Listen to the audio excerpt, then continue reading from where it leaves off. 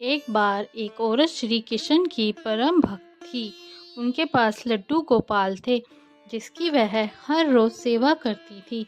एक बार तीर्थ यात्रा के लिए उसे 1 महीने के लिए घर से दूर जाना था। उसने अपनी बहू, जिसकी अभी नई नई शादी हुई थी, उससे कहा कि मेरे तीर्थ यात्रा पर जाने के बाद तुम लड्डू गोपाल जी की सेवा करना।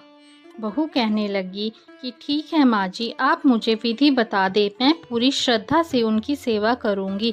उसकी सासू माँ कहने लगी कि बहू, सुबह सबसे पहले ठाकुर जी को स्नान कराना, उसके बाद उनको सुंदर वस्त्र, आभूषण, बांसुरी, मुकुट पहनाना, इत्र लगाना और उसके बाद ठाकुर जी को दर्पण दिखाना। दर्पण में जब ठाकुर जी मुस्कुराएं तो उनको भोग लगा देना।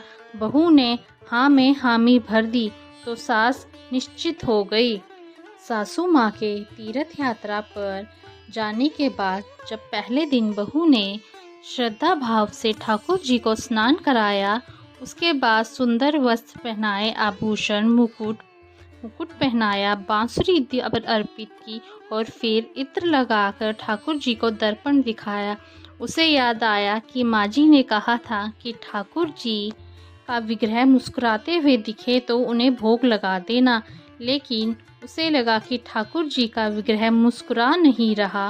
वह सोचने लगी कि शायद ठाकुर जी को मेरी किया श्रृंगार पसंद नहीं आया, इसलिए वह मुस्कुरा नहीं रहे।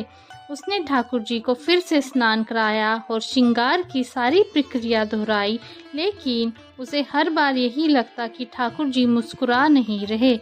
जरूर मेरे श्रृंगार में कोई कमी रह गई। सर्दियों के दिन थे, लेकिन बहू बार बार ठाकुर जी को स्नान कराती और श्रृंगार का बदलती रहती।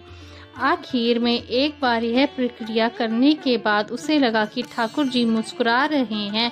1 महीने तक लगातार वह ठाकुर जी की सेवा करती रही। 1 महीने के बाद जब उसकी सास वापस आई तो कहने लगी कि बहू, अब से लड्डू गोपाल जी की सेवा मैं कर दिया करूँगी। बहू कहने लगी कि ठीक है माँ जी, जैसा आपको उचित लगे। अगले दिन सुबह सासू माँ ने ठाकुर जी को स्नान कराया, श्रृंगार किया, दर्पण दिखाकर भोग लगा दिया।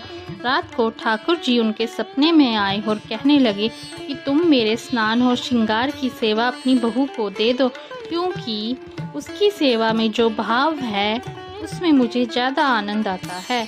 तुम भी मुझे हर रोज स्नान कराती हो, लेकिन उसने मुझे स्नान कराया, वस्त्र, आभूषण, मुकुट, बांसुरी पहनाई, लेकिन जब भी वह मुझे दर्पण दिखाती तो उसे लगता कि मैं मुस्कुरा नहीं रहा, इसलिए बार बार मुझे स्नान कराया, वस्त्र, आभूषण बदले। उसके इस भोले भाव के कारण मुझे सच में मुस्कुराना पड़ता, इसलिए उसकी सेवा में सच्ची भक्ति का रस मिलता है।